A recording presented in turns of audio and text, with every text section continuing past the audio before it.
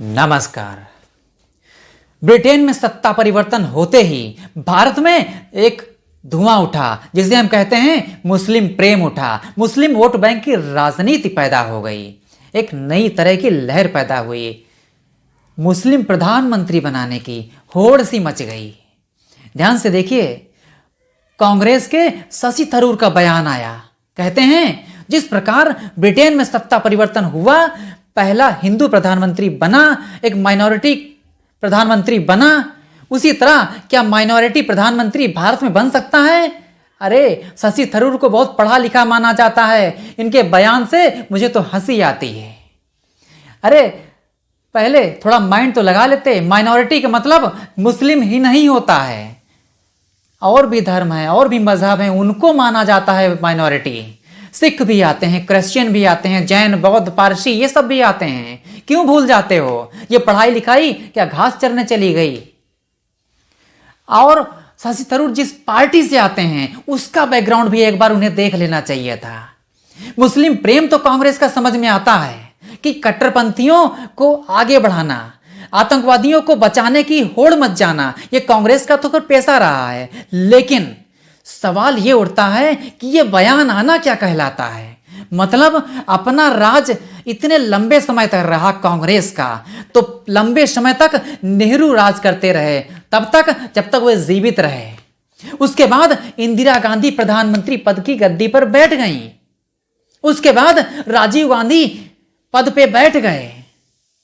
उसके बाद जब सरकार बनने की नौबत आई सही से, तब सोनिया गांधी की डोर से बंधे हुए मनमोहन सिंह को बनाया गया, जो कि माइनॉरिटी थे। ध्यान से देखिएगा, सिख समाज से आते हैं, वे माइनॉरिटी थे। क्यों कांग्रेस भूल जाती है? कांग्रेस ने माइनॉरिटी का मतलब मुस्लिम ही बना रखा है, इसीलिए उसने माइनॉरिटी का मतलब ही minority affairs ministry, minority commission और जो रूल बनाया, जो एक नया आर्टिकल तैयार किया, जो एक नया विधेयक पास कराया, जिसे हम लोग एक्ट बोलते हैं, वो था मंदिरों को लेकर।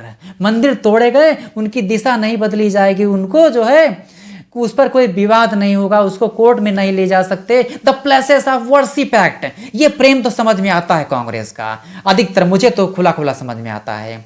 और ये जो नया एक्ट बनाया गया एक तरीके का, कौन सा? वक्फ बोर्ड का, ये भी प्रेम समझ में आता है। लेकिन प्रधानमंत्री बनने की जब बात आती है तब मुस्लिम को नहीं बनाते। ये कांग्रेसियों की बड़ी लंबी चाल है। वे मुस्लिम को प्रधानमंत्री नहीं बनाएंगे, अपने परिवार को बनाएंगे। ध्यान से देखिएगा, अगर बहुमत आ जाए कांग्रेस का, तो राहुल गांधी, प्रियंका गांधी को बनाने की कोशिश करेंगे। कहेंगे परिवार में इन्हीं का राज चलता है, यही बहुत मशहूर या कहें पॉपुलर लीडर हैं, लेकिन दूसरे सबको भूल जाएंगे। फर्क पड़ता है, ये कांग्रेस की नीति रही है मुस्लिम वोट बैंक को बटोरने के लिए। एक और राज बताता हूं, कांग्रेस की जो नेहरू के बाद जो पॉपुलर लीडर हुई वो थी इंदिरा गांधी। इंदिरा गांधी ने शादी की एक मुस्लिम से, फिरोज खान से। लेकिन क्या फिरोज खान को आगे लाइमलाइट में आने दिया? क्या उन्हें कोई पद दिया? कोई आगे बढ़ने दिया? कहीं नहीं बढ़ने दिया, मतलब उन्हें दबा दिया। कहते हैं जब घर में ही मुस्लिम हो उसको नहीं बढ़ने दिया, तो दूसरे किसी मुस्लिम को ये प्रधानमंत्री कैसे बना सकते हैं? सिर्फ ये राजनीतिक मुद्दा है मुस्लिम वोट बटोरने का। ध्यान से देखिएगा, ये बातें कड़वी लगती हैं, लेकिन सच बात यह है कि यदि ध्यान से नहीं देखा तो ये सारे मुसलमानों को गुमराह करेंगे, सिर्फ वोट बैंक की राजनीति करने के लिए। इस दावे में कितना दम है, कितना सच है, ये मैंने फैक्ट के साथ आपको बता दिया। एक और साइड इफेक्ट ये है, कांग्रेस चाहती तो है वोट बैंक मुस्लिम को बनाना, लेकिन मुस्लिम के लिए कुछ खास करना नहीं चाहती। फर्क ये है, जो काम भाजपा शासन में हुए हैं, 3 तलाक का मुद्दा, हलाला का भी कोर्ट में चल रहा है, और जो मुस्लिमों के लिए काम करने की कोशिश की जा रही है, मुस्लिम बच्चों को बढ़ाने की, मुस्लिम बच्चियों को बढ़ाने की, किस तरीके से उन्हें एम्पावर किया जाए, वो कांग्रेस ने नहीं की। तो कहाँ तक कांग्रेस मुस्लिम प्रेमी है, मुस्लिम प्रेमी नहीं, वोट प्रेमी है। ध्यान से देखिएगा, वीडियो बड़ा हो रहा है इसलिए मैं अब वीडियो को यहीं ब्रेक करना चाहता हूं और आपसे कहता हूं कि आप ध्यान से देखें, सच्चाई को देखें, इन नेताओं के चक्कर में ना पड़े। ये नेता जो हैं ये गुमराह करने की स्थिति में नए नए टॉपिक लेकर आते हैं। और वो महबूबा मुफ्ती ने जो बयान दिया कि मुस्लिम मुख्यमंत्री कश्मीर में होना चाहिए, आज तक तो मुस्लिम ही मुख्यमंत्री था और वहाँ पर हिंदुओं की हालत क्या हो गई, मार के भगा दिया गया मुस्लिम। वहाँ के वो कश्मीरी पंडितों कहते हैं वहाँ पर दलित भी थे, वहाँ पर वाल्मीकि समाज के लोग थे, हर जाति के लोग वहाँ रहते थे, लेकिन उनको सबको मार के भगा दिया गया। हजारों की तादाद में मार के काट के उनको मार दिया गया।